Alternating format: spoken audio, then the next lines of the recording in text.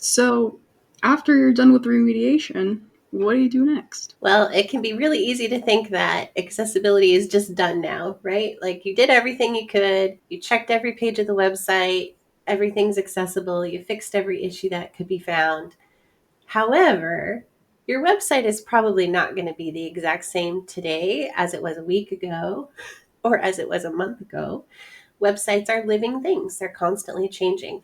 You're constantly adding new content, you're publishing new blog posts, you're adding new products to an e commerce store, changing out news, changing out upcoming events. There's all kinds of changes happening to websites all the time. And as those changes and updates are getting made, you might be accidentally introducing new accessibility issues. So, accessibility is not a one and done kind of proposition, it is an ongoing commitment. So, you would want to make sure that you're doing continual monitoring of the state of accessibility on your website.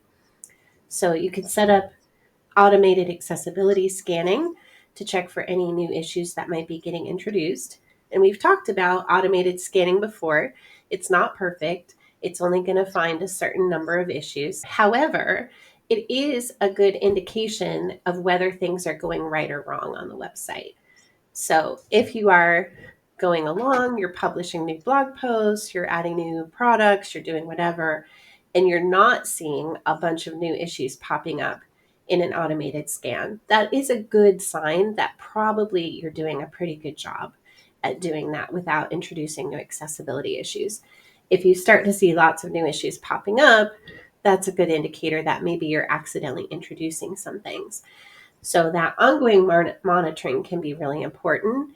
And then you would want to have manual testing, a regular audit done again as well. And how often you want to do that depends on how often you are updating the content on your website. So if you're updating all the time, you might want to have an audit every 6 months or every year. If it's less frequently, then maybe you could get away with having an audit every 2 years, for example.